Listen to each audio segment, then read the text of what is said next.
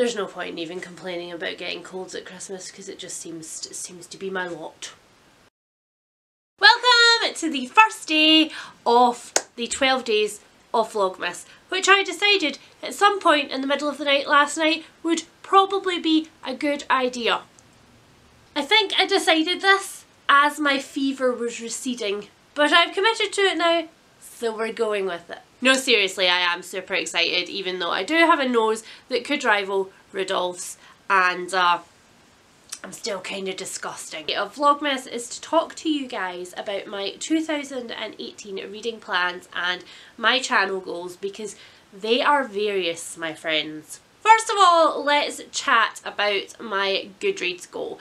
I mentioned in one of my videos recently how I feel about the entire Goodreads goal thing, but just to condense it here for you guys, personally for me it's a really good thing. And again, I am very you do you about Goodreads and about challenging yourself to read numbers of books, but for me it really does motivate me to continue to read more, especially when I am in particularly bad anxiety slumps and I can't decide what to do with myself, which happens quite a lot, and it stops me from flitting from one task to another and keeps me centred on one thing, and it has been so good for me for the past 3 years, which is how long I've consistently participated in the Goodreads challenge. The trend seems to be that I set my book goal at 52 for the year and I exceed it a little bit early and put it up to around 62, and then I read into the 70s. So what I've decided to do for next year is that I am going to set it at 62 books, which of course is extra than one every week. The second thing that I want to talk to you guys about is a scary thing for me. So in 2018, I don't plan on buying any books. There are a couple of different reasons that I am going to do this, and it's not as scary as it sounds at first. I will still be accepting books for review, so there will still be new releases making their way into my house. I have also pre-ordered some things for series that I'm up to date with, for really hugely anticipated things that I've waited a couple of years for, or things that are coming out from my auto-buy authors whose books I've read all of. I think that those things are still pretty reasonable, but those are a very small amount of purchases. I will also buy books if I get any gift cards, or you know, there might be books that come into the house from gifts, so it's not totally doom and gloom. But I did an inventory I did an inventory earlier on this year, and I have more unread books in my house than, using actual maths, I can read in 3 years, and that's terrifying. So earlier on this year I did a couple of massive unhauls that I did not film, and I didn't film them because I wasn't filming videos, because I was in, you know, not a good place. But I got rid of, I would say, over 200 books in total. I didn't count the last couple of bags that went out of the house, but a lot. I got rid of a lot, and I am so thrilled to see on Booktube right now all of these unhaul videos and KonMariing your shelves, especially what Sam's been doing from Thoughts on Tomes, because getting rid of books that I am not excited about anymore, or that I have accepted in the past and I've lost interest in, or that I have read the start off and thought maybe not right now but later, getting rid of all of those books has just been so incredibly liberating for me. It has cleansed my palette in ways that I cannot describe. And now that I've done that, I'm left with a collection of books that I'm completely thrilled for. I am so excited for. So that's the first reason. I'm excited for all of the books on my shelves right now, and I don't want them to not be read anymore. I want to read them all. The other reason is a very practical one, is that in 2000, and don't do that to the camera, Marple. In 2018, we want to pay off a sizable portion of our debt. Everybody has debt. Debt sucks. It's it's part of being a homeowner and an adult in this world, I think. Unfortunately, it shouldn't be, but it is. And we want to get rid of a large portion of it. My life feels really full with books right now. I know I'm going to get books for Christmas, and I know that I'm going to get gift certificates and money for Christmas that I can spend on books if I really, really want to. So I feel like for 1 year it would be a really lovely experiment to just live on what I have. So that's my big plan for 2018. So that brings me to other challenges that I want to take on in 2018. Now, as the lovely Vanessa from Chbosky mentioned when she was also saying that she wasn't going to buy any books in 2018, yeah girl, on the bandwagon, support each other. She said, you know, she doesn't want to do any really restrictive things because she's stuck with only the books that are in her house, and she doesn't want to feel like she's stuck with them or get in a big reading rut and not have the option to go out and buy something new to break yourself out of that. So I also don't want to do that to myself. As a result, I'm only doing 2 challenges next year, which are like set challenges. I might do readathons and things like that. But the actual challenges that I'm going to focus on for the year are, one, my ABC challenge. I managed to get lots of A's done. Not all of the A's on my shelves, but lots of A's done. And I was moving on to B's when I took my break. So in 2018, I think I'm going to pick up from the letter B and carry on for the rest of the year. And I am going to be doing a video about every single book that I read for that challenge. That is a commitment that I have made to myself. And then the other challenge that I'm planning on doing is a little fun one for myself and my lovely wife Helen. You guys would all really like to see her on camera, and I would love you to see her handsome face.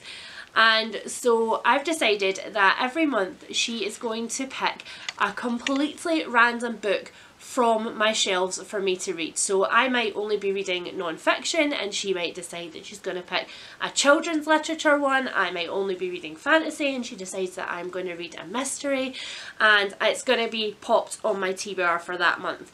And then hopefully I'm going to get her on camera and we're going to do a video when she picks it, and then why she picked it, and what I thought of it. So that's my cross fingers for that, and it's just a fun challenge to dip into my shelves with an unexpected pick that I maybe haven't looked at for a few years or since I purchased it, or maybe it's even a reread, because I would really like to let go of the guilt of doing rereads in 2018, especially when I'm left with my own collection and nothing else. Speaking of doing a video for every single book that I read from my literary fiction shelves, I also want to challenge myself to film more reviews in 2018. I often feel like when I've done a review video that it's been really cathartic for me. I've let go of everything that I felt about that book, and I love, if it's a book that I've really, really enjoyed, I love letting you guys know all of the reasons why I've enjoyed it. And I think it was Olive from A Book Olive. Hi Olive, I have such a big crush on you.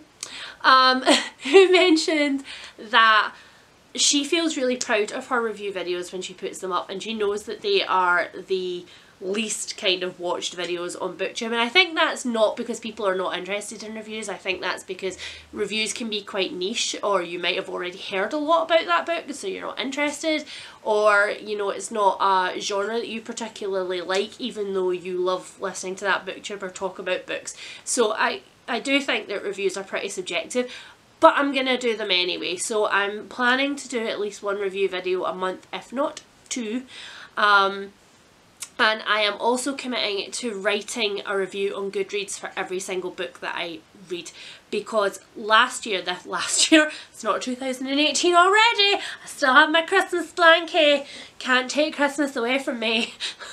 So this year I have written a few reviews for a few books that I've accepted for review, and also just a couple that I've really, really enjoyed, and I've put them on Goodreads, and A, they've got a really nice reception, which has been like super nice, but B, it's also just been really nice to actually write a review for a book, which I don't know, I fell completely out of the habit over the last couple of years of doing that. So I'm going to do that, and I'm going to commit to doing that. And finally, that brings me to the kind of content that I want to be making for my channel next year.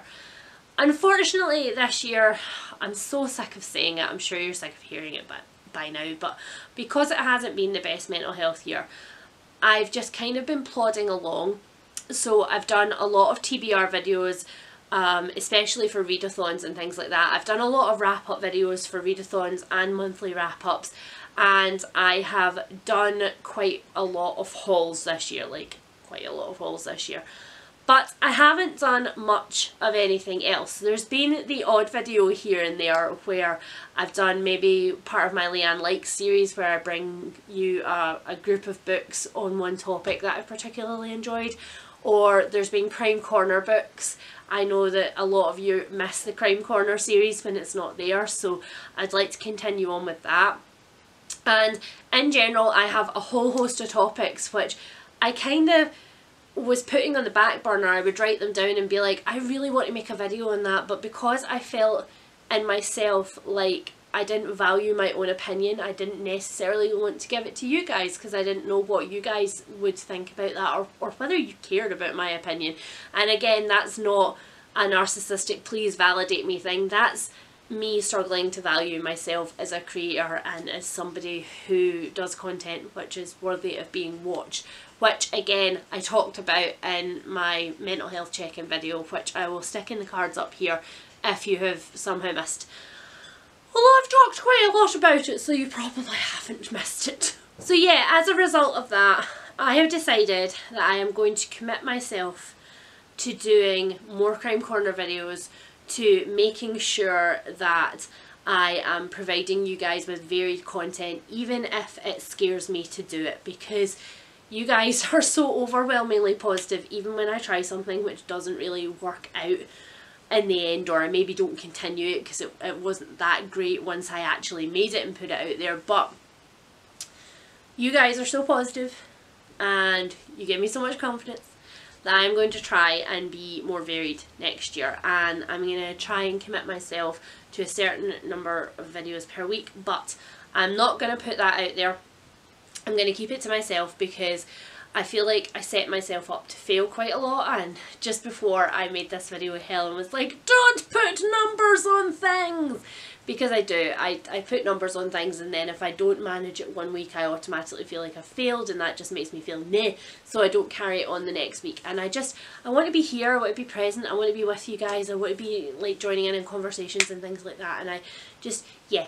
So that's my plan for content on the channel. Fun fact, because this has been impromptu, I haven't taken all of the stuff off of my camera, so I've been doing all of this entire video in 2-minute shots, deleting each one, and it cut me off again. So I'm going to take that as a hint and I'm going to go. I will see you guys tomorrow for day 2 of the 12 days of Vlogmas, with more shots on my camera and hopefully a better looking face. Yay! Bye!